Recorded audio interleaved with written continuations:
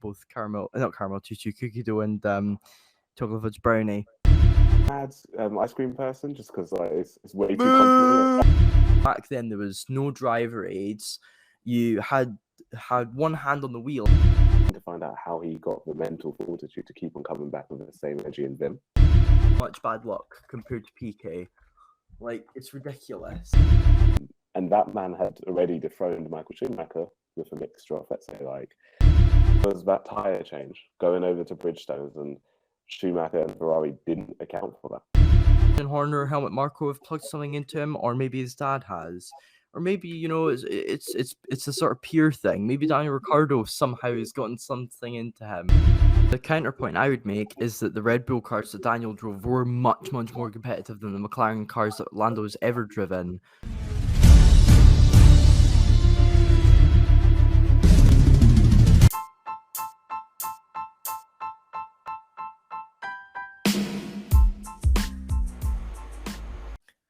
Hello and welcome to the Stripping the Dipping podcast. You're joined by your usual co-host, AMG Denz, aka the MDM, the modern day Morgan Freeman. You love the smooth voice of the guy, the normal guy, I should say, from North London, as Georgina hates to admit. But either way, you know, I'm normal, but on the other side of the spectrum, we have some really special guests in the building, because we've not got one, we've got two. We got two for the price of one on this very legendary episode. I've got two amazing guests that have both their individual YouTube channels, which make some amazing content, you know, have access into stuff that, you know, we still at the Stripping the Dipping podcast would love to have one day, but we're getting there. But as always, it's nice to be brightened amongst the stars. So without further ado, I've got Liam Talks Motorsport in here, and I also have Miles on the grid. Guys, how's it going? Yeah, good to be here. Thank you both so much. I echo Miles' thoughts. I don't know why I was waving. I was thinking like I'm on camera or something, but it's just for Spotify. It's just for Spotify. Soon, Liam, we'll probably have like a visual one or interactive one on YouTube too, man. So we're just testing the asphalt, but for sure, I'm sure we'll get a visual one coming up in a couple of in months as well. You know, towards the end of the season too, because there's just so much even beyond this episode that I think we'll have stuff to talk about and have in common with. Nice, exciting. And I must say, man, you've got a great show as well. Like, I've been following you for a little bit, so keep it up. And yeah, thanks. I'm trying to follow in your footsteps, if I can use that old adage. I mean, to be fair, I do not know how you guys are able to like commit to doing like a podcast. Like, I did 3 episodes, and now I'm just like, I don't have time for it anymore. The perks of being a student at school, I guess. But exams, I don't quite hear that quote. exams and everything. They're a pain in the backside, but all worth it, right? Oh, absolutely, Liam. Because you know, like, education is always key. And of course, as well, you know, once you go through school, man, I'm telling you, it doesn't get any easier, bro. Like, the world of work can be a cool place. And, you know, when you're on the Stripping the Dipping podcast, you've got to record maybe like 10 episodes just to get one Ben & Jerry's ice cream out of Georgina. So it's a lot of hard work. But, I mean, you picking chocolate fudge brownie or caramel choo choo or cookie dough? What's your pick? Man, I would say I'm a caramel chew kind of cookie dough guy, man. But how about you guys? I'm a half baked between like chocolate fudge brownie and cookie dough. They have like these half baked stuff, so you can like buy them from my local farm foods. That's the cheapest place to go and get them.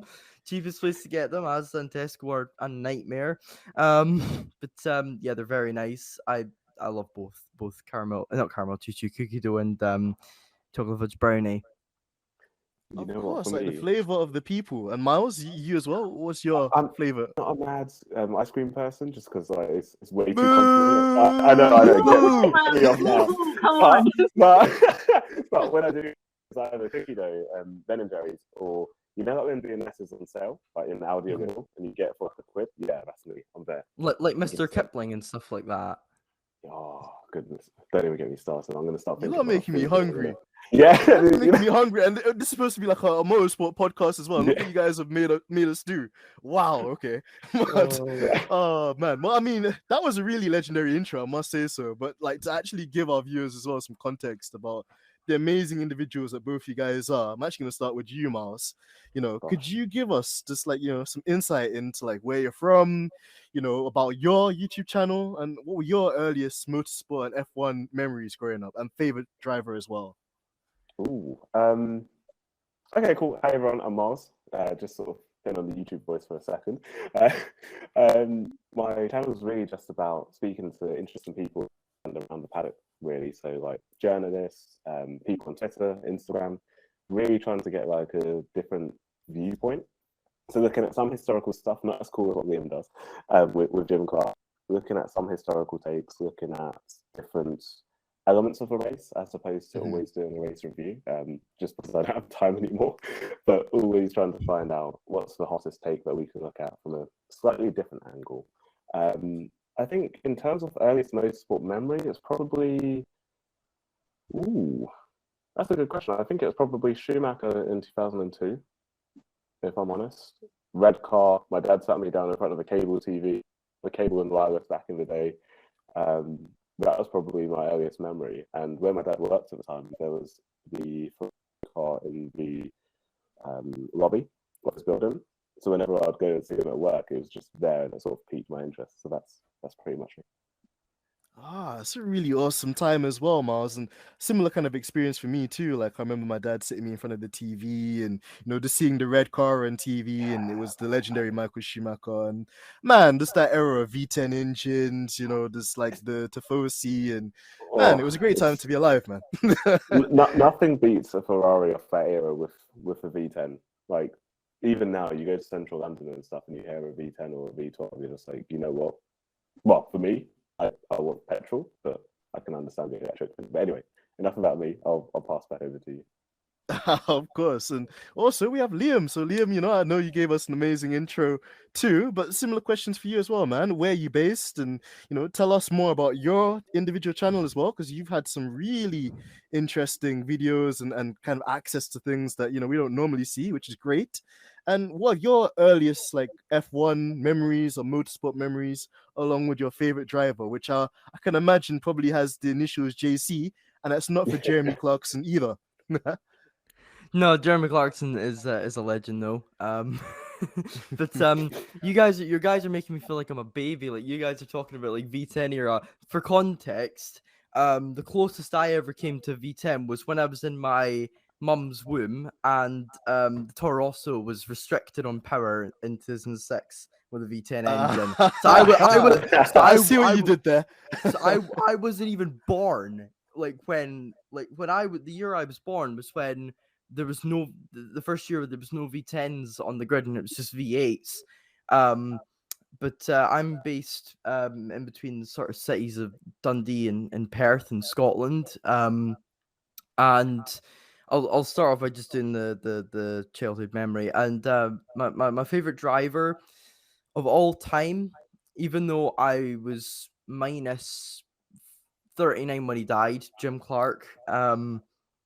But in terms of like during my lifetime, it would be, and I'm not just saying this because I met him, but Sebastian Vettel, because I've got a sort of similar story to you guys where I actually used to support Ferrari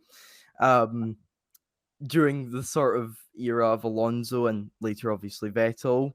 And then my journalist aspirations kicked in, and I sort of just lost interest for Ferrari naturally. But I guess like many tifosi have over the years due to the ups and downs of the team. But my earliest memory would probably be the last race where Kvyat was in the Red Bull and he punted Vettel into the barriers at turn 3 at Sochi, at turn 3. And my YouTube channel is, well, I'm not on it as much because, like I said, I've got tests and exams and things like that. But I usually make videos classic videos talking about guys like Jim Clark or Ayrton Senna, and talking about past things. And I'm not really doing as much stuff on my YouTube channel as such. I'm more writing articles for Formula Nerds or for someone else.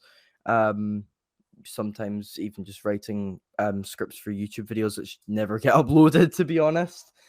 So yeah, that's just sort of a quick bio of what my stuff is.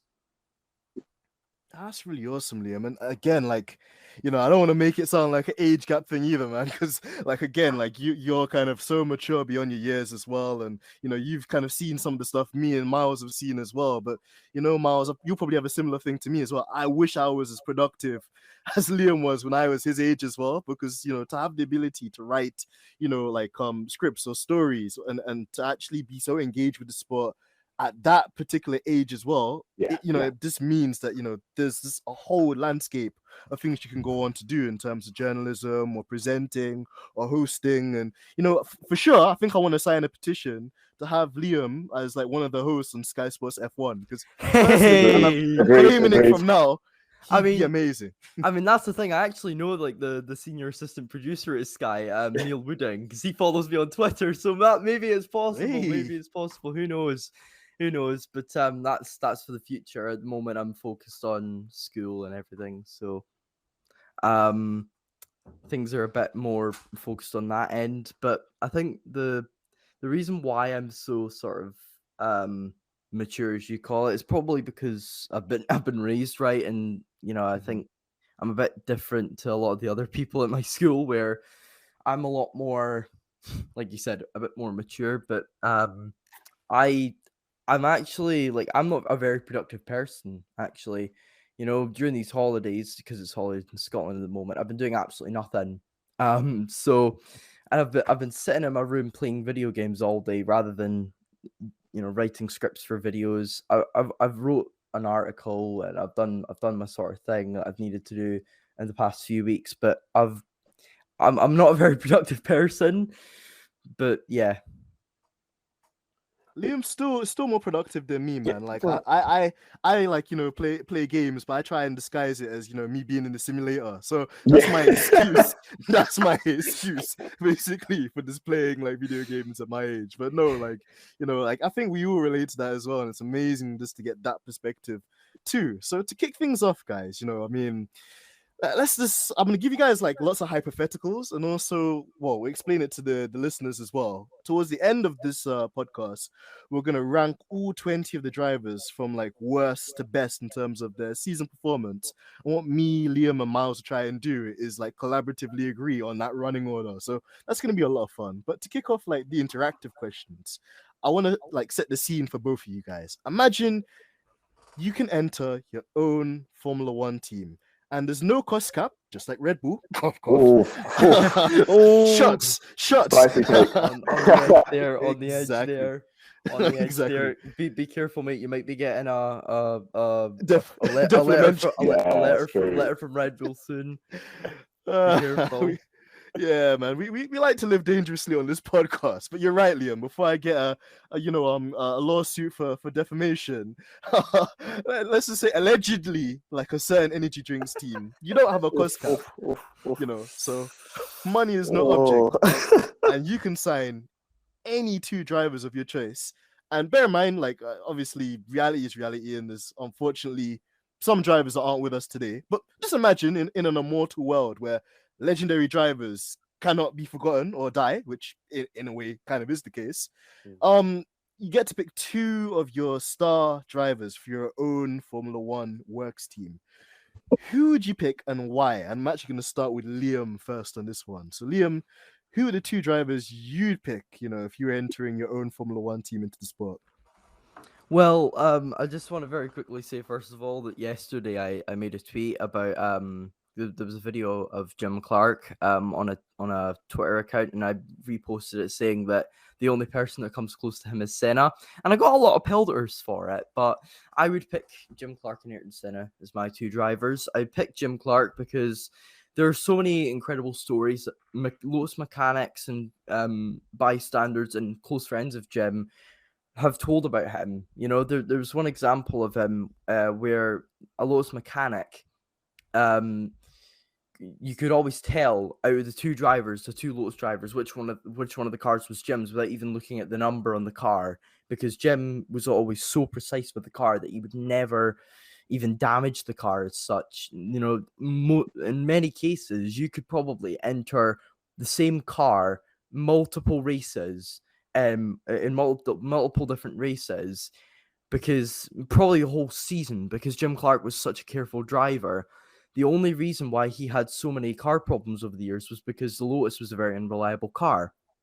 And another story a Lotus mechanic told was how Jim said that something fell off with the car and a wheel bearing was slightly loose on the car. And that just shows how good he was treating the car. But not only this, you could be slow and be good with treating the car.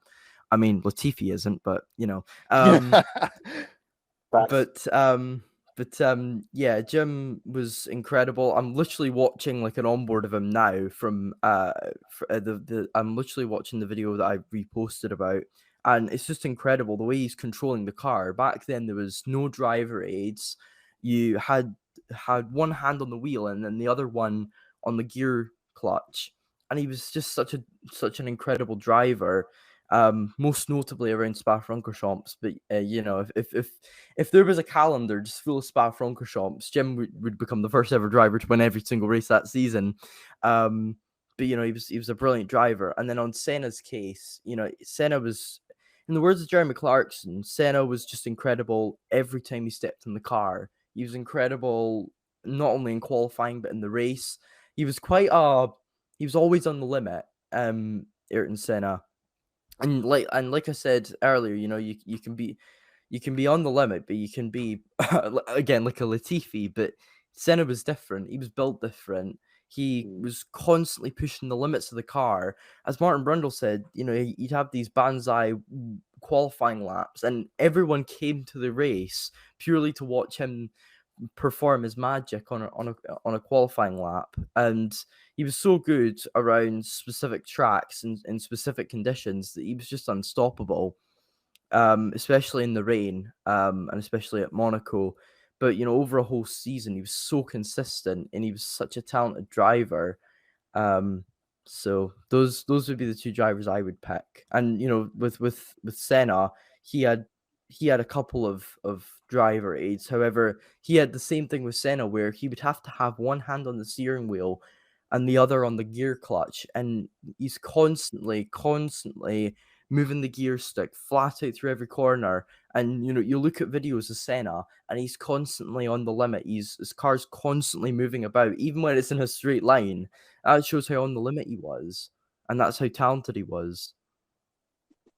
I couldn't have articulated it better, Liam. I think you like assessed both drivers in such an honest and also really amazing and reflective way that even people who, well, if they don't know who they are, firstly of all, where's the internet? But secondly of all, just like, you know, like, again, you just encapsulated that period of time so well. And, you know, in particular in Jim Clark's case, like you mentioned, back then, it was really, I think Formula One was still in a very agricultural place in terms of it was a lot of manual work, and you didn't have computers, you didn't have simulators, you didn't have all these technological advancements that we have now. Like, it was all about man and machine, and Jim Clark was that guy, you know, that was able to do it consistently and not only have just the flair on the track, but that kind of tuition with his engineers to be able to interact with them, to get the most out of them as well, and to kind of like, you know, have that synergy with them, which is so important. And then with Senna, you know, needless to say, again, just, you know, like a driver just of an entire era. And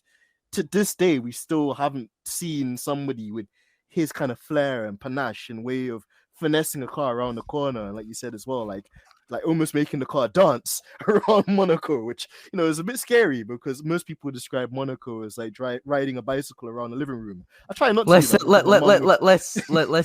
about who said that, the better. But as Jarno Watme would put it, you just click on the button as soon as possible. Just get straight to the race. If you've seen that clip online. No, click on the button. Exactly. And shout out to Yana Obmer too. Again, one of the, like, he's an amazing content creator. Obviously, esports world champion in the F1 kind of esports stuff as well, which is crazy. And yeah, he makes some amazing content too. So shout out to Yano, but also Miles. Come on, man. You have a Formula One team as well coming in. And now, actually, I'm going to make it even more harder for you. You can't pick Senna and you can't pick Jim because they've already been signed. Yes. So okay, damn. Okay, Jim was one of the top two. I can't lie. So okay, I've got an idea. Let's start with Lewis Hamilton. Right, I'm not gonna shy away from that one because I think I know that he had sort of unlimited testing days with McLaren back in like 05 and 06, and it was a completely different era. But for him to come in and dare I say, the king that beat the king. So for him to sort of become level on points with Fernando Alonso in his first year and win sort of on countback, if you count that. And that man had already dethroned Michael Schumacher with a mixture of, let's say, like tyre changes over to Bridgestones, etc. To me, that was impressive. Like, I don't think I'd seen anyone come into the sport and just dominate, right? And yes, you had Spygate and all this stuff, but to see the resume and the CV that Lewis has put together over the last, 16 years, is it? 17 years? Mm-hmm. It's relentless. 16 seasons. Yeah, this is the 16th season in F1. 16 seasons. So. It's crazy, right? You can't. Well, I say you can't. I personally think he's one of the greatest ever. Is he the GOAT?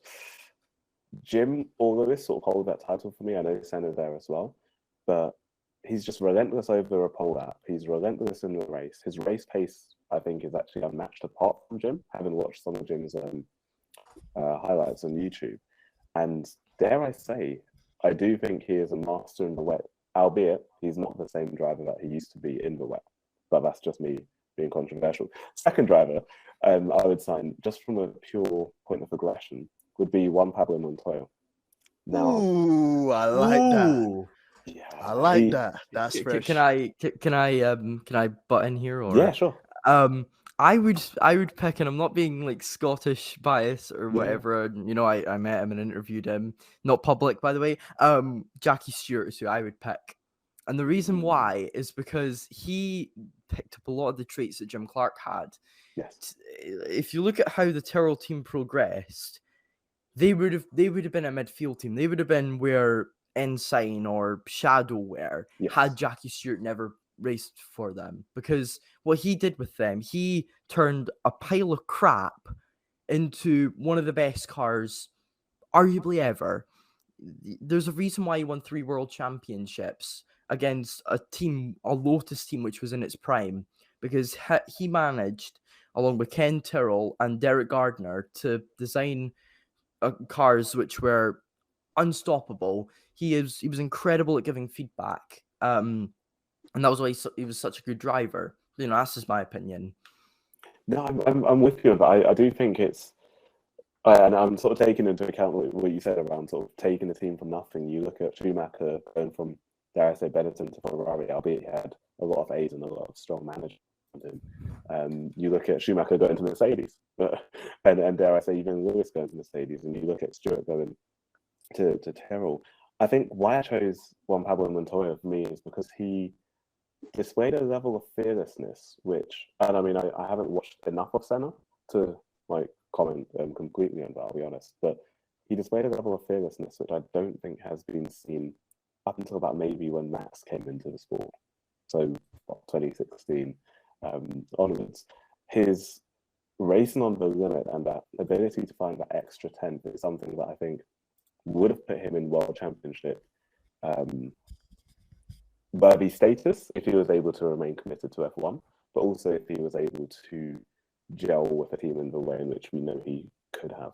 And I think from that perspective, that's where I think that if Lewis Hamilton, Lewis is able to come into the team, Juan Pablo Montoya is there, to find, let's say, an extra 2 tenths or an extra 3 tenths, which they didn't even know that they had. From a feedback perspective, I think that Lewis would probably have to take the lead on that. I'm not too sure of JPM's technical knowledge because I don't know that much. From a pure racing perspective, it would be an absolute dream. I mean, you look at Juan Pablo on Spa. It doesn't matter what year. It could be in 2004. It could be in 05. The man just loved racing. He would put on a stellar pole lap. The overtake that he did on Schumacher in 04 was ridiculous. Like this was unheard of at the time, technically, in a slower car to a degree. So from my perspective, that's the two drivers that I would choose. You know, I'm glad you. Well, Jim gets a shout out as well, but Miles, I think your taste there as well, man, is exemplary because, again, like, you know, when people talk about great F1 drivers of the past, I think JPM does get looked over. And just like you said as well, man, the guy had he had balls of like not even steel. They must have been magnesium or carbon fiber or Xylon or something like that, man, because the guy was just tough.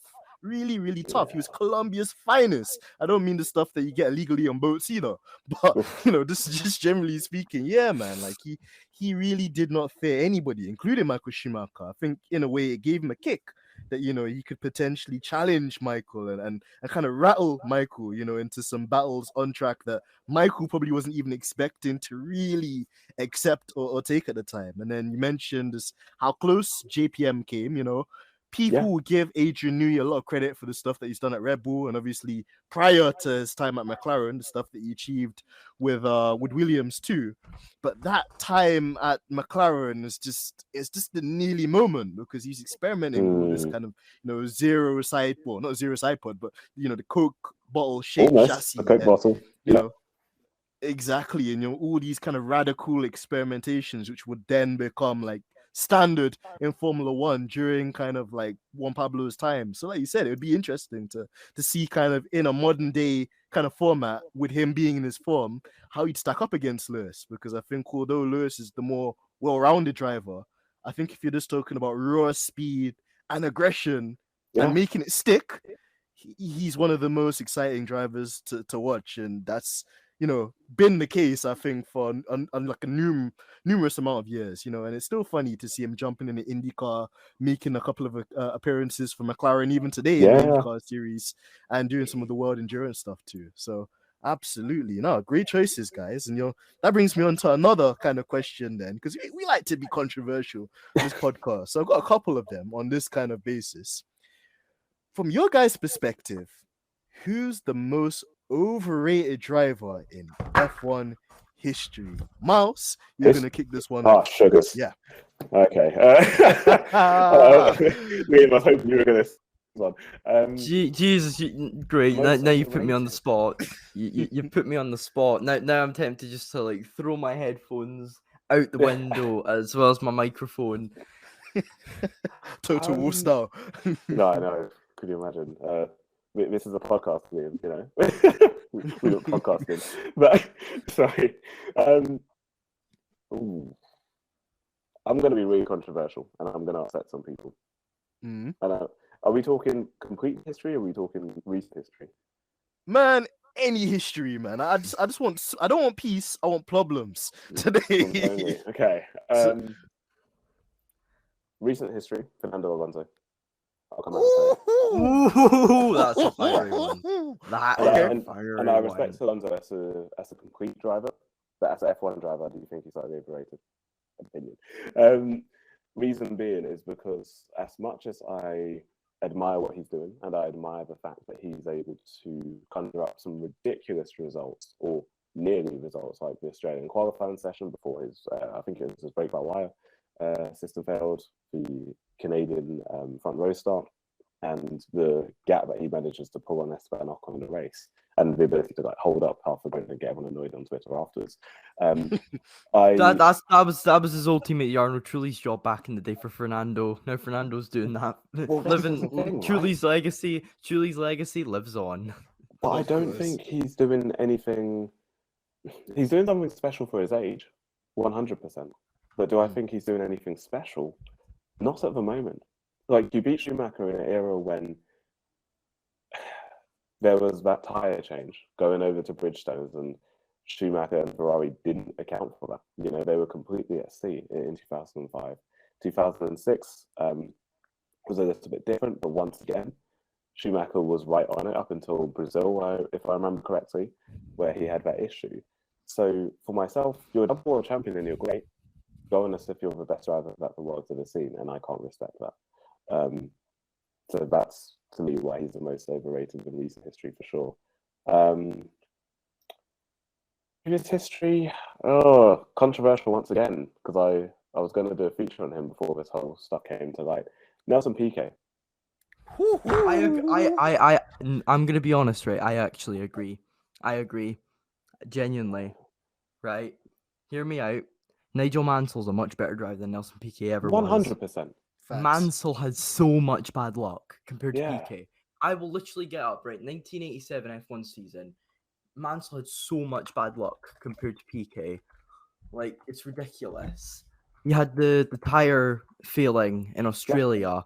You had the Japanese crash for I've got it up right now. In the whole season of 1987, Nelson Piquet had two retirements, three if you count Japan. Mansell had four and missed two races of the whole season. Piquet missed one in San Marino, but Mansell missed more races than Piquet did and had one extra retirement. He finished 12 points behind in the championship. And then you had, of course, 1986, where he had the tire failure, where he would have become a world champion. I mean, he was such an unlucky driver. This is the thing. I think as much as Nelson Piquet is a three-time world champion, context is everything, like you mentioned, Liam. And I think a lot of the time we just tend to look at the stats, and it's often, well, I say I'm talking wider F1 world, but we're looking at stats and you're thinking, okay, what was this season like for that driver and for their team, but also for the red? Like, did the rest of a good stand a chance? You know, it's as if me saying that 2014 was one of Lewis's best seasons. It wasn't, because the engine dominance was there, and that's me saying it as a massive Lewis fan. I can't justify that. But was 2018 one of his best? Absolutely, because he smoked everyone, including his teammate. So I'm with you, 100%. Yep. And just to interject as well, guys, I think really great shouts there too. And you guys kept it respectful too. I'm not gonna lie, I thought you guys were gonna go really in, but you know, we kept it peaceful for now. But no, I agree with both of what you guys said, you know, in relation to Fernando Alonso. I think as a driver, yeah, you know, he's achieved some amazing things. You know, we talk about kind of him ending Michael Schumacher's dominant era. Then obviously things didn't work out for him so well when he moved over to Ferrari. So, you know, he went actually back. He got back with his ex-girlfriend. He went back to McLaren and then had another, you know, kind of like unceremonious stint with them with the Honda power supplies. And then, you know, the guy kind of steps out of F1 for a bit. He jumps into, you know, world endurance and does like Le Mans, wins, you know, the Le Mans kind of like title as well, although howbeit with Toyota in the car that's the most dominant car. So when people like to use this argument that X drivers only good because they win an X amount of car, I guess you could apply that logic also to Alonso winning in Le Mans and the only competitive car that was ever going to win the race. But, you know, he's gone and done some Dakar rallying and it's all cool. Like, I think if you're talking about like a driver that wants to be the complete package and try and show that they're the most well-rounded, fair play. But in terms of like doing it in F1 today, there are times where I think you see elements of like brilliance, and I think the other times you're just like, this guy's annoying. He's just like a smell that continues to linger. So I think you're completely spot on. And then, you know, Liam as well was spot on too with the whole Nelson Piquet thing and how obviously the number of titles he has kind of says something for the history books. But in terms of him being like a cherished world champion, I don't think he would be even in the top 10 most likable world champions in the sport. When you look at he'd be dead last. Even James Hunt, who was literally like a playboy and a bit of a misogynist, would be ahead of him. So there you go. True. I mean, it says everything there. That's so true. That's so true. So, guys, we'll roll on to the next one then, which is on a similar theme. So we've done who's the most overrated driver in Formula One, but now Gilles Villeneuve. Gilles Villeneuve, most underrated driver. Gilles Villeneuve. Nah, Richie Ginther. Well, I actually wasn't even gonna go down that lane either, Liam. I was gonna go down the even more like controversial route. Who's the worst driver of all time in F1 history? Evil Denz coming out here. You can see I'm in my villain era today. This is ridiculously easy. Al Peace, 1969 Canadian Grand Prix. He was disqualified for being too slow. So that's all you need to know. Ricardo Rosset was bad. Yuji Ide was bad. But this guy, in the words of that meme from, I don't know, what was it, SpongeBob? But this guy stinks. Oh gosh, like big shout out there, Liam, as well to RPs, because again, wasn't he Canadian, by the way? Yes, he was. I think he was. What is it with Canadian drivers and being at the back of the grid? He was actually born in County Durham, apparently, in England. Hey, we're not claiming him. To us, he's Canadian. Like, let's just get that in there. You know, he could stick with Stroll and definitely Latifi with that kind of track record as well. But yeah, some honorable shouts there for sure, Liam. Miles, who would you say is your the worst F1 driver? Like, and you can't say Alpine. I can't take Alpine. Maybe Adrian Campos, if I deep it. Yeah. Ooh. I think that's a fair one. That's a fair one. Yeah. Right. How do you get disqualified for getting your AirPlugs? Like, is that a thing? Jesus. Yeah. Yes. That actually happened. Like when he was at Minardi, and it's just like you've got your big break, you've got your opportunity to shine on world stage, regardless of whether it's for a small team, big team, huge constructor. Do something with it. Like, don't waste your chance. This is your only chance. And I think for him, he was really unlucky, if I remember correctly, as well. If he was as good at talent spotting as he was at driving, then he probably would have won a race. But yes. you know, yeah, and that's the thing. He seems like an incredible talent manager, but as a driver, it just wasn't for him. It seems. Yeah. So yeah, that's my pick. It's interesting, you know. We talk about drivers that then become driver managers, that then become driver owners, you know, in terms of obviously McLaren. I think it's probably the biggest and the most obvious one, but you got Chip Ganassi on the American side of things, you got Trevor Carlin, Penske as well. Yes. Exactly, Roger Penske. There's just so many names in the world of motorsport, and you know, some of them actually start off as drivers and then thing. But yeah, go on, Liam. And not many people know this, but Colin Chapman was actually a racing driver. So was Bernie Ecclestone. Yeah. They both actually tried to compete in Formula One races. Bernie didn't qualify for the 1958 Monaco Grand Prix, and Colin Chapman did qualify for the French Grand Prix in 1956, but he caused an accident with Mike Hawthorne, so he didn't start the race because the car was all thingied up, and that was how he met Jim Clark, because they were both competing in a race at Brands Hatch in Lotuses. So hey, you see how everything happens for a reason? Because as much as I actually wouldn't mind seeing Colin Chapman behind the wheel, he's a really tall guy as well. Like just him as like an engineer and stuff he did with like, you know, the floors and side skirts and kind of like the Venturi effect, even in the early days, you know, of his works it was incredible, you know, and it really formed what Formula One is today. And also the underrated aspect of him was also that he was an incredible he was incredible at marketing. You know, the reason why the whole Cosworth thing started was because he managed to get Ford to back the Cosworth team. And without that, Lotus would probably have half as many world championships because the DFV engine would never have been created. By the way, I saw the original drawing design for that, but that's just a bit of a brag. I'm surprised you didn't steal it, Liam, man. We want some of that intellectual property, you know, for the upcoming seasons. Because if Ferrari or Mercedes could develop a more powerful power unit to catch up with Red Bull, I'd happily take that. So yeah, man. Next time you go to that museum or where you saw the drawing, just make sure you do us a favor and just pick it up on the sly. But no, I mean, all they'd have to do is just develop it into a turbo hybrid V6 engine, because the DFE was a V8 that was naturally aspirated. But you know, I would never. Adrian knew he would always find a way. Adrian knew he always finds a way. Well, I was gonna say, like, the FIA are so concerned with people's pants and jewelry these days. I don't think they'd be even too bothered. So I say we do it, guys, man. We need to sign that petition. Either bring back the V10s or bring back the V8s. It's about time. As Sebastian Vettel would say, bring back the effing V12s. Yeah. I just remember that. That was kind of like radio message too. Sochi 2019. He was on course to do well in that race as well. Yeah. Maybe you'd have 54 Grand Prix victories rather than 53. But that's how racing goes, I guess. It's a nice number, man. Like, it just reminds me of Herbie straight away. Herbie. Guys, Herbie's amazing. That film was this all the different iterations of it as well. And to see a Volkswagen Beetle smoke everybody on the circuit, I just love that. That's incredible. You know, I'm surprised they didn't give the number 63 because that was like the year that the car came out. But yeah, 53 is a good number nonetheless. My favorite number is 63, but you know, that's just. So now you definitely have to be a George Russell supporter as well. No, it's Jim Clark reasons. Jim Clark reasons. I love that. Okay, guys, next one, and this is one that's a bit more common on the podcast, so you guys might be familiar with it.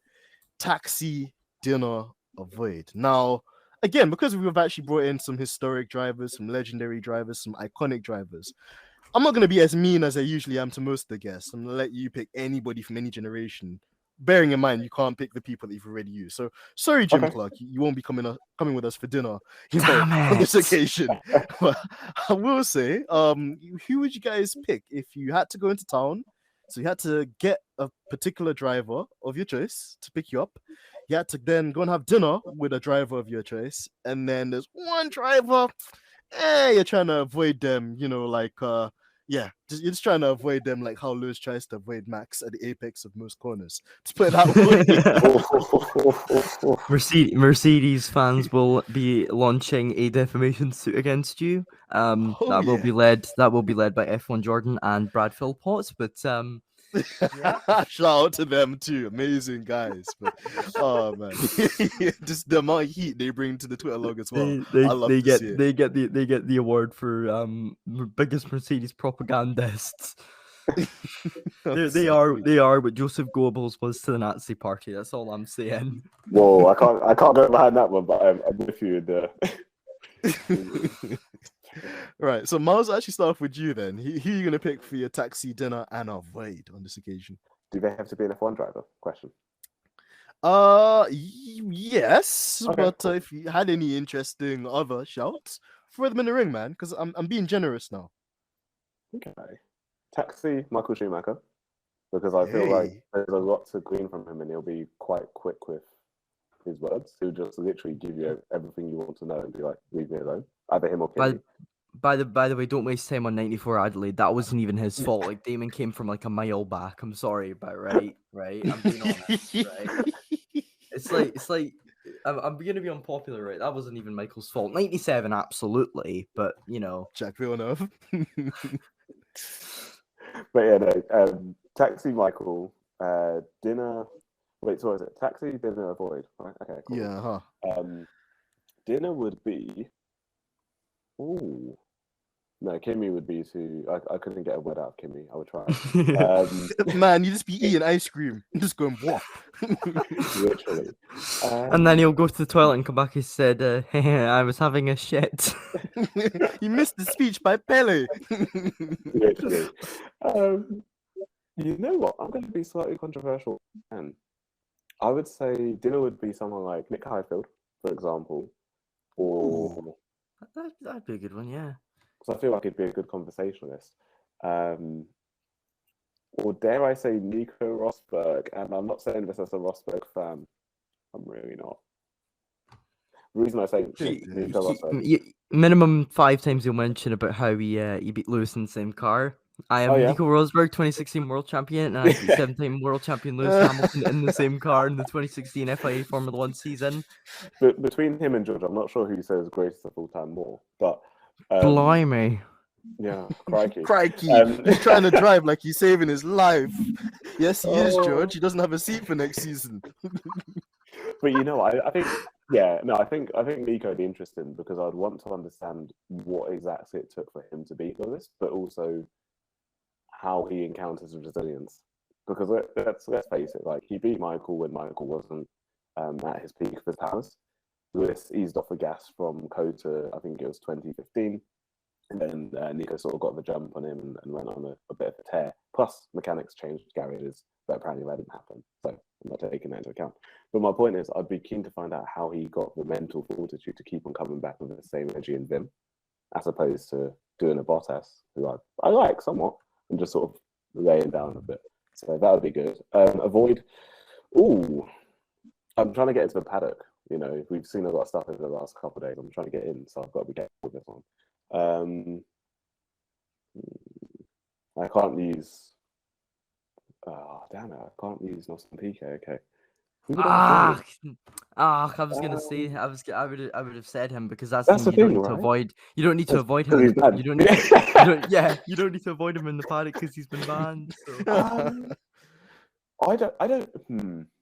I mean, you'll have to avoid Kelly and Max, but you know, that's not. You know what? I wouldn't even avoid Max. I'd want to understand how his psyche works from a perspective of putting number one on your car and stuff. But that's a whole different topic.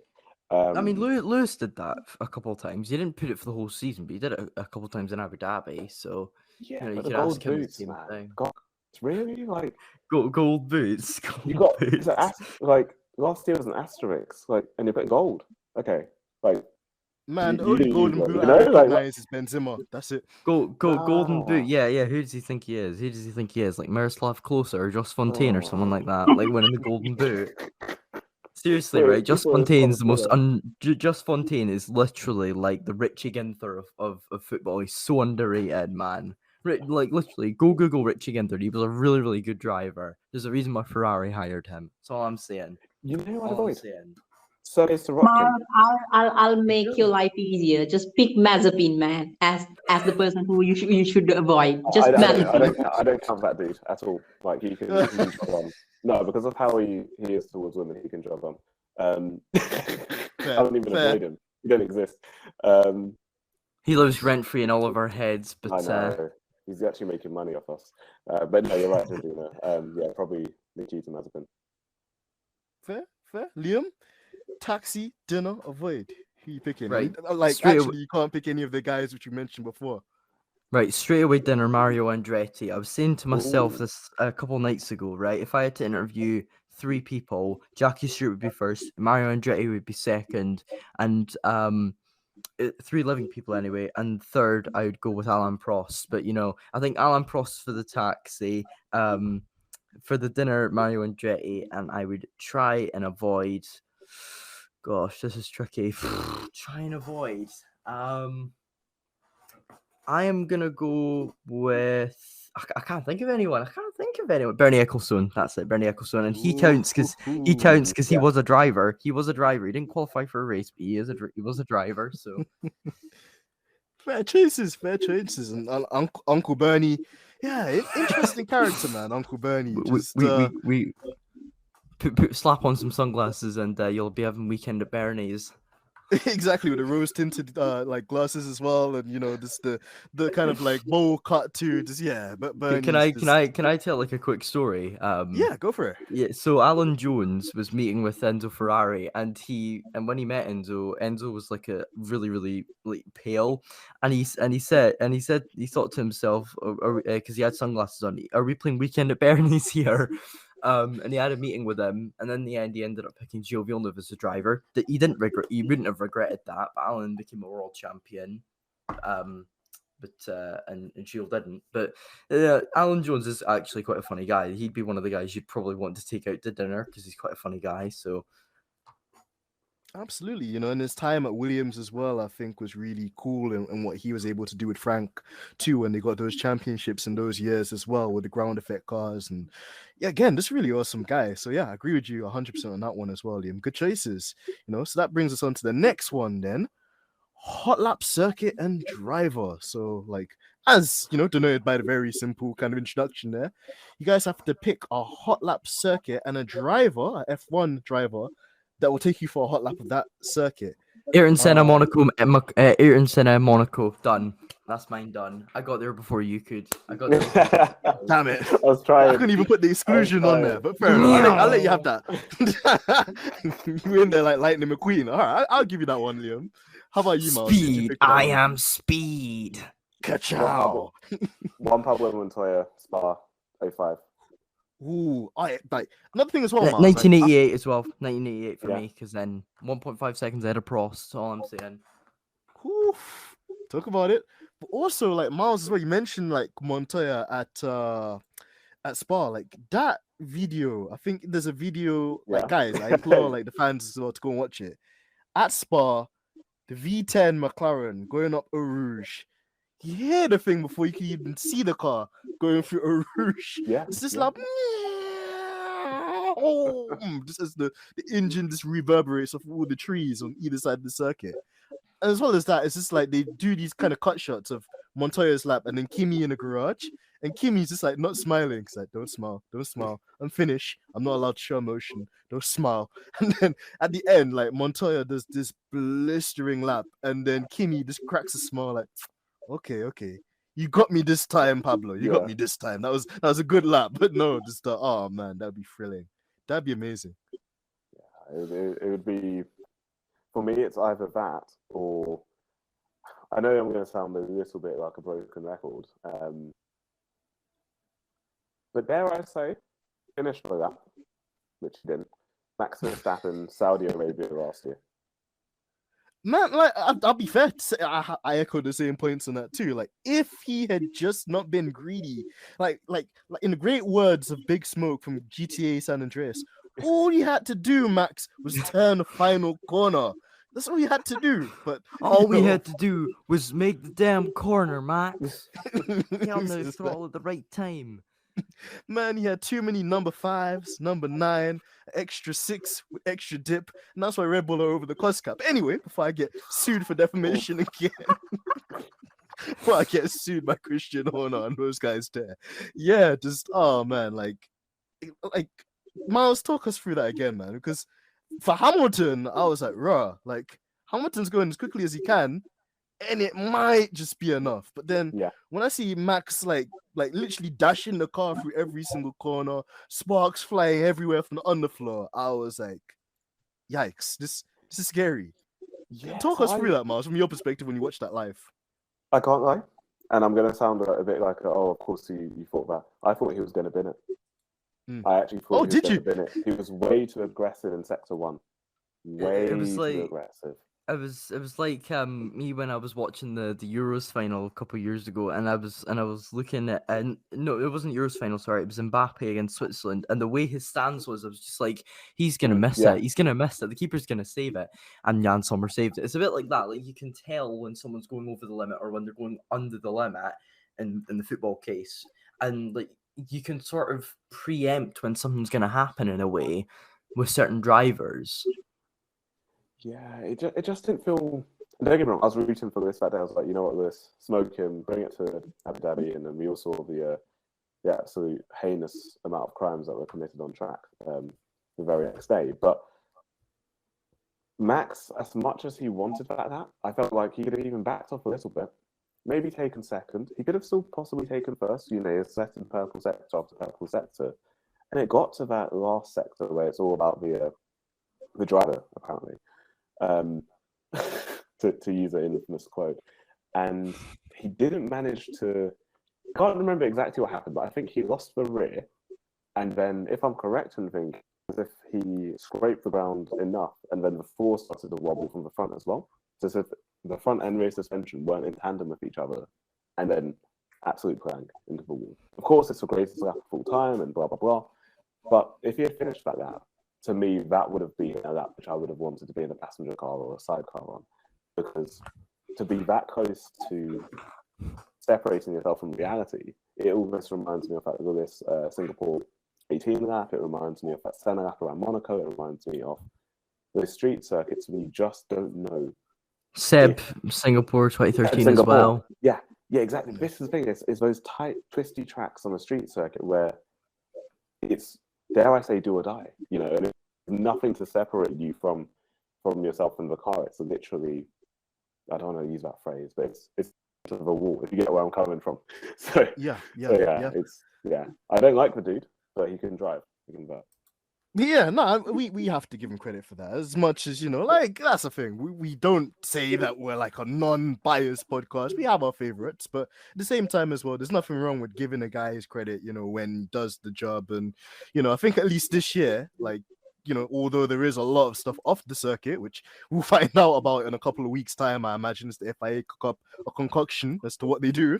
They'll probably somehow screw that up as well, but yeah, as they do, Liam, as they do. But in terms of Max, no, I think he's matured. I think that's as much as, that's the very minimum we can give him. He's grown up, he's matured, he's still got that kind of innate, nasty kind of streak to him where if he has to do something out of the rule book, he can fully do it. But at the same time, Senna was like that as well, to be fair. Where like Senna was.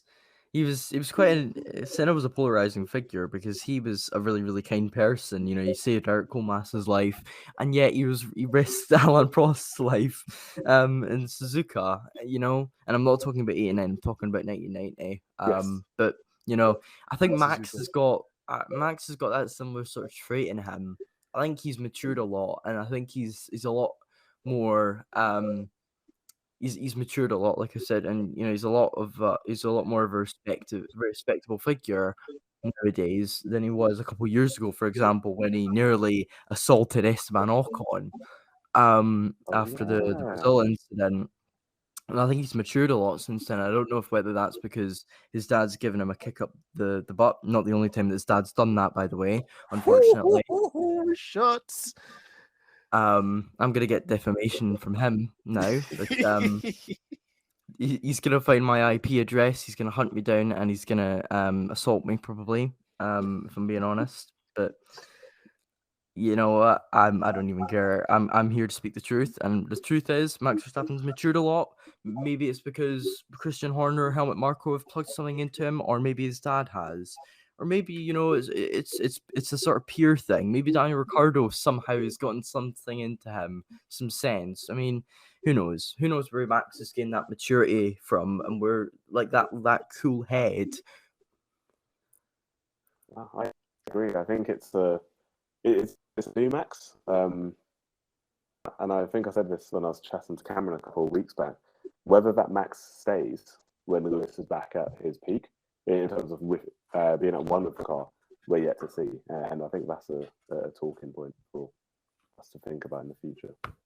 Oh, absolutely, Mars. And to kind of add to that too, I think like we definitely see him in terms of his racecraft and his decision making. It's got to a level where he makes more rational decisions. However, a leopard never changes their spots. And what I do like, or not like, but what I find funny with Max is he's still got that kind of, this guy could go from being the coolest guy ever to completely like flipping his lid and dropping about 20 F-bombs in Singapore when Red Bull underfueled the car because them guys don't have enough money for shell petrol. Yeah, they blew it all on catering. They blew it all on catering, lads. Exactly, man. All those number 9s and number 6s we talked about, they weren't gonna come at a cheap rate. Nah, but like Schumacher in '98 Spa levels. I maintain that was deliberate from Coulthard. By the way, I maintain that was deliberate. Schumi deserved the title in '98. That's just my opinion, though. That gave us a really awesome moment. Like, we can actually talk about that as well, Liam. Like, jeez, did you see Michael's face when he's like, "You want to kill me?" And then he goes up to David Coulthard and tries to shake him like a money. You effing idiot. It was a bit like Montoya when the guy hit him with the camera. He was like, "You fucking idiot. You fucking idiot. You hurt my fucking headers." Like I remember like DC actually like immortalized that moment, and he said, "Oh, if because someone hit him on the head with the camera," and he was like, "If I was Montoya, I'd be going, you fucking idiot, you fucking idiot." Like it was just us Scots, man, we're something else.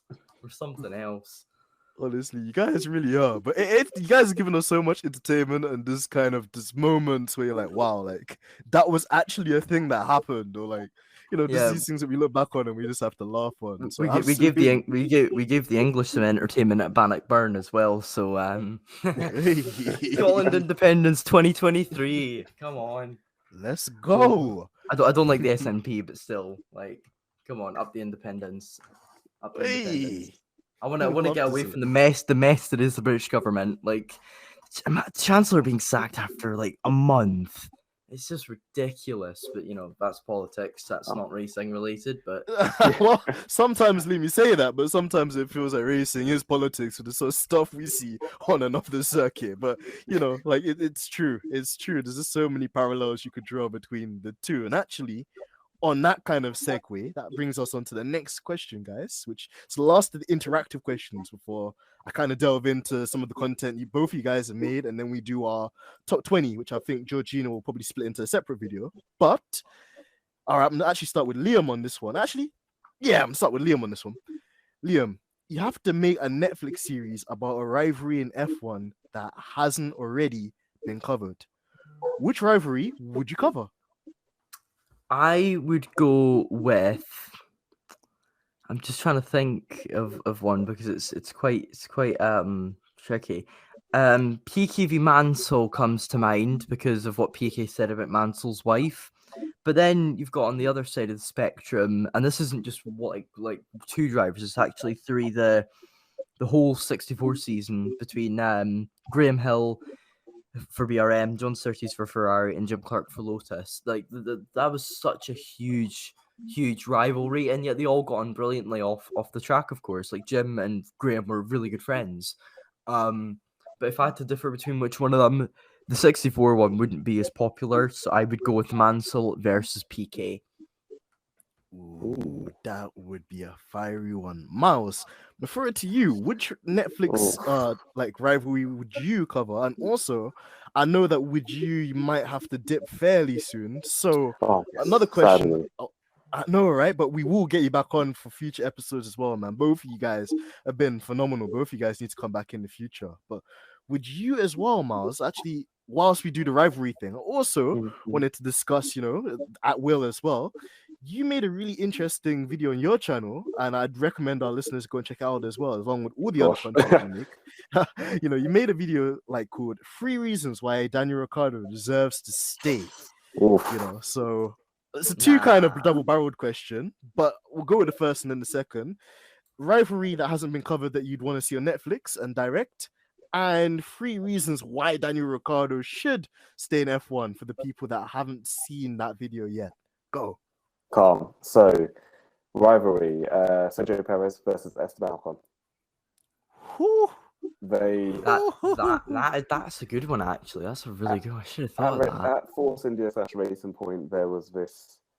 They probably bankrupted the team. They probably bankrupted the team with how many crashes they had. And then Checo saved them, and Lawrence Stroll left them in the mud. Do not show Aston Martin or anyone at Aston Martin this video, because I will probably be some sort of thingy by them. But I'm just being honest. No, I mean you're not wrong. Like I think with Checo, Checo was always one of those underrated racers, right? He would end up on the podium at Monaco, he'd end up on the podium elsewhere, and he would sort of drag these midfield when it was a proper cars up into like these really unexpected points finishes. And everyone banged on about the fact he was like a sort of pay driver. But then he had Esteban Ocon come in, who I think is quite underrated, but that's a different video. And he would effectively bring a competitive streak and a fiery nature, which was similar to, dare I say, Max almost. And I think that's why at Brazil they had that off track. That's why I was on it. When they started getting really close, like in Canada, and this is at Racing Point or Force India back then with the pink car. When they started getting close at Canada, and then I think Perez nearly pushed Ocon into the wall at Spa on the way up to Rouge. You're thinking, what is going on? Like, are these two trying to kill each other or something? It got that testy on track for me throughout that season, or that season, they're 2 seasons together. So yeah, I'd love to see a Netflix series on that. Going to your point, Denz, about Daniel Ricciardo. 1, he's rapid. I do not care what anyone says about the McLaren and, Lando Norris can drive it, adaptability. Fair enough. I hear that. But the dude has won 8 races. I don't know. 9. And these times, sorry to cut you as well there, Miles. Lando Norris, nil. Okay, continue, sorry. I will get into the paddock, man, so I've got to be careful with the phrasing. But all I'm saying is, Lando stuck it on pole, but he hasn't won. And However, the counterpoint I would make is that the Red Bull cars that Daniel drove were much more competitive than the McLaren cars that Lando's ever driven. The fastest car that Lando's ever driven is probably one that he driven at Daytona with Alonso. So that's my counter argument to that. But that's just my opinion. Also, Lando's had like half as many races or less than Ricciardo. But that's just my opinion. And I mean, don't get me wrong. I agree from the perspective of what cars Lando has driven. But I think one thing which came up in a race article, I think it was like yesterday or the day before, where Daniel was saying these are the only cars that Lando has known.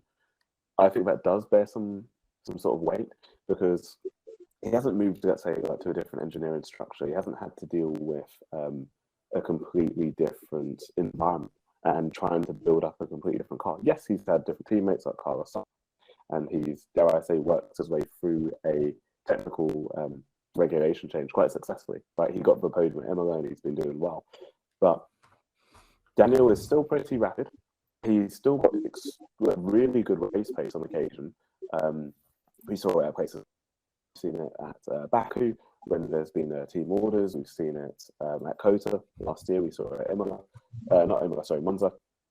So for me, it's not like it's left him, but it's a suitability issue mixed with a lack of confidence. I think lack of confidence is something that we don't give drivers enough credit for, and I think that's one reason as to why, or a second reason as to why Daniel deserves to be in F1. And three, yes, I spoke about personality in my video. Put that aside because every driver needs personality now to be a success, I think. But he's got this level of engagement both with others within the sport, but also with a wider audience, taking Netflix out of it. And I'm talking about presenters, journalists, editors, where he gives an insight into the race of mind that not many do. Right? Whether rightly or wrongly, I'm not saying he's technical in any by any stretch of the imagination, but in terms of understanding how a driver approaches their weekend, you can understand whether he's going to have a good qualifying session, whether he actually thinks the race is going to be pretty crap or poor, whether he thinks, he's got an actual shot of winning a race, despite that potentially being misguided belief. And I think having that level of insight and access to, which, don't get me wrong, Lewis doesn't do anymore because he's hyper-focused. Max can't do. I think we've seen K-Mag do it a few times, as well as Mick, but Mick's not a great reference point at this point. So I think having that barometer is always helpful, and that's why I think you should stay in F1. I think like the two people who could probably do what the only other person who can really do what Danny Ric does in the way of like being really, really good with like the media and stuff is Sebastian Vettel probably. Yes. Because he's probably like him and Daniel both have like these amazing personalities, and Daniel is just such an entertaining guy. But then you have to differ that from his on-track performances recently, which haven't been great. But that's just again my opinion. People have different opinions of it, and Miles has a different opinion to me. But that's just what we all have different opinions on that sort of stuff. No, don't get me wrong, Liam. I'm not saying he's been great on track. He hasn't. He's been poor. Like I'll be the first person to hold that out because I think that's wrong of me to accompany that. Like the last 2 years hasn't been great. You can't just close one deal and then rely on that for like 18, 19 months. But I do think his body of work before that should give him some sort of leeway. Given the fact that he went to Renault and Cyril Abiteboul at the time was saying that if it wasn't for his technical feedback on the rear suspension, they would have never had the sorted car for 2020. That's where I sort of had that still, let's say that's where I still hold that same level of hope. Like if Daniel can get a car that suits him, and I think Christian Horner actually spoke about this, and Jos Verstappen, ironically, and I don't quote that dude often, if at all. He was saying in an article that Planet F1 reported on, and I thought, you know what? That's the only time I'm going to agree with you. Not because I want Daniel to succeed, but because I think it's an inherent part of the issue with him at the moment. But that's just me. Sorry. Go on. I think the exact same thing could be said about Sebastian Vettel as well. Yeah, if he has a car with a stable back end, then he's probably going to become a 5-time F1 champion if he has the right machinery behind him, the right people. But then again, you could probably say the same thing, like, if Latifi had the McLaren MP44, he'd probably become world champion. My guy crashed that as well. Oh God! Could you imagine a repair bill on one of those? Oh dear, Ron Dennis would not have been happy. He'd have made him pay that mildly himself. Nah, but yeah, I hear what you're saying about Latifi. I think there's a certain class of drivers who can jump into any car and do well. We've seen it, and I know I sounded him a little bit earlier, but Fernando Alonso, Max, to a degree, I want to see him in another car in his career and then really sort of make a judgment at the end. I think Jim Clark is the greatest when Clark. it comes to that. Like, he won, I think he won Formula 2, British touring cars, nearly won Formula 1, Yeah. and the Tasman Series all in 1 year. And I think he won a crazy amount of the races he competed in, which is mental. Sterling Moss was the same. Sterling Moss was another one who raced on a lot of different things and won. So I think you see it more common with drivers of the past than current drivers, because obviously back in the 1950s and the 60s, drivers competed at Le Mans, Indianapolis, and competed in Formula 1 at the same time. Yeah. Whereas nowadays, the only person to have done that in the last almost 40 years to compete at Le Mans and in Formula 1 in the same year, barring an IndyCar, and the Indy 500, it's Fernando Alonso. A few people have done Le Mans. Nico Hulkenberg did it. Yeah. So did Fernando. I meant to say it, Indianapolis 500, because I think there was like a really crazy statistic. The last guy who did Indianapolis and F1 in the same year, before Fernando Alonso, was Teo Fabi in 1984, which, if you can't do math, 34-year difference, which is absolutely mental. Yeah, here it is. The event featured Fernando Alonso, the first active Formula 1 World Championship driver to contest the race since Teo Fabi in 1984. So there you go. Absolutely mental. Absolutely. But Miles, before you shoot off, man, because again, I think you gave some really valid explanations and reasons in that, and also that's just the cherry on top of the cake, man. Like, the content you make on your channel is sensational. So I implore all of our listeners to go and check, obviously the Miles on the Grid channel on YouTube. You're too kind. You're way too kind. Bro, like, anytime at all, man. And like, we need to get you and Liam back on a future episodes. But yeah, I know you've got a dip right now, man. So are there any other final words you wanted to say? Could you also plug like your social medias too for our listeners to go and check you out as well? Georgina will obviously put out the links as well when the episode comes out. But please, Miles, man, I'll give you the floor as well before you have to go. Yeah, final thoughts. Georgina and Denz are amazing hosts. So if you haven't watched Stripping the Dipping before, and you're sort of wasting time by not having done so. Agreed. Absolutely. Liam is a titan of knowledge. So if you don't know about F1, if you want to learn about F1, if you're new to the sport, and I say that for a reason, follow Liam on his YouTube channel. Look up Formula Nerds as well. Thank you, Miles. Thank you, Miles. Go subscribe to Miles' YouTube channel as well. Brilliant content on there. I like what I do, but when it comes to like races, I was like, very typing. I looked him up straight away. I was like, of course. Like, for you, it comes naturally. I had to remember and I had to remind myself. So I appreciate that. And in terms of my socials, so I'm on Twitter under F1 Miles. I on the Grid, so on YouTube, Apple Podcasts, Spotify, Google Podcasts, and all that good stuff. But yeah, no, it's been an absolute pleasure to join you all here and continue to support the show. I'll continue to watch you guys. Oh, thank you so much, Miles. And yeah, just like, we will definitely have more episodes because there's a lot more to unpack. And I think with the decision, undoubtedly coming out soon, there has to be kind of like a follow-up. So it would be amazing more individually, just, however we can, to kind of cover that story as and when it does break, man. But Miles, thank you as well for your time. And, we continue to support you and all the amazing work you do as well, man. Cheers. Thank you, everyone. I'll speak to you all soon. Bye. All right, thank you so much, Mars. Right, so guys, if you're still listening, or you should be listening to the Stripping the Dipping podcast, hottest podcast in the world, must I say, it's me and the legendary Liam Talks Motorsport. To finish this out, I think what Georgina will do is probably split these into 2 episodes, so you'll get all the amazing stuff with the trio of me, Miles, and Liam, all cooked into one pot. But then me and Liam are also going to do like a side kind of episode here. That's going to be a separate thing.